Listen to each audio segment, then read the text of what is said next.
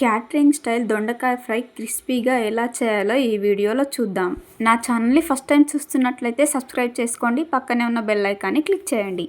ముందుగా దొండకాయని తీసుకొని వాటర్లో వేసుకొని చక్కగా 2-3 టైమ్స్ కడుక్కోవాలి. కడిగిన దొండకాయల్ని తీసుకొని ఇలా కట్ చేసుకోవాలి. సన్నగా కట్ చేసుకోవాలి, అప్పుడే క్రిస్పీగా వస్తాయి. మీరు నిలువుగా వద్దు అనుకుంటే రౌండ్ షేప్లో కూడా కట్ చేసుకోవచ్చు.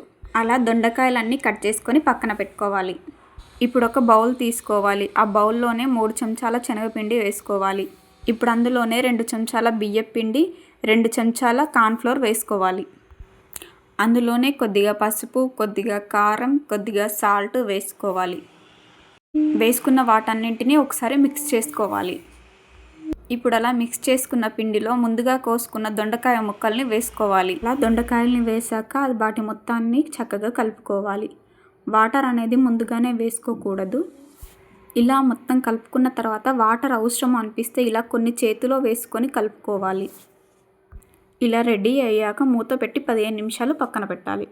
15 నిమిషాల తర్వాత స్టవ్ పై ఒక కడాయి పెట్టుకొని అందులోకి డీప్ ఫ్రైకి సరిపడా ఆయిల్ని వేసుకోవాలి. అలా ఆయిల్ వేడెక్కాక ముందుగా రెడీ చేసి పెట్టుకున్న దొండకాయ ముక్కల్ని ఒక్కొక్కటిగా వేసుకోవాలి. దొండకాయ ముక్కలు అనేవి మనం ఒక్కొక్కటిగానే వేసుకోవాలి, లేదంటే ముద్ద ముద్దగా అయిపోతాయి.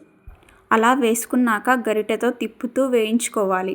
అలా వేయించుకునేటప్పుడు గ్యాస్ అనేది మీడియం ఫ్లేమ్లో పెట్టుకోవాలి, లేదంటే తొందరగా మాడిపోతాయి.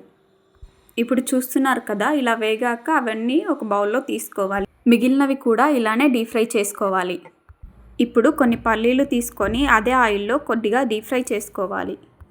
పల్లీలు డీప్ ఫ్రై చేసుకొని తీసేసిన తర్వాత అదే ఆయిల్లో కరివేపాకు కూడా వేసుకొని వాటిని కూడా కొద్దిగా వేయించుకోవాలి.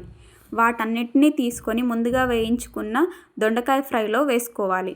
ఇప్పుడు అన్నీ వేయించి తీసుకున్న బౌల్లో కొద్దిగా కారం, కొద్దిగా ఉప్పు, కొద్దిగా ధనియా పొడి వేసుకొని చక్కగా మిక్స్ చేసుకోవాలి. అంతే, ఎంతో టేస్టీ అయినా క్రిస్పీ అయినా దొండకాయ ఫ్రై రెడీ అయిపోతుంది. దొండకాయ ఫ్రై పప్పు చేసుకున్నప్పుడైనా లేదా సాంబార్లోకైనా, పప్పుచారుకైనా, రసంకైనా సైడ్ డిష్గా చాలా బాగుంటుంది. మీరు ట్రై చేయండి.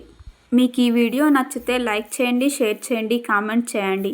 అలానే నా ఛానల్ని ఫస్ట్ టైం చూస్తున్నట్లయితే సబ్స్క్రైబ్ చేసుకోండి, పక్కనే ఉన్న బెల్ ఐకాన్ని క్లిక్ చేయండి.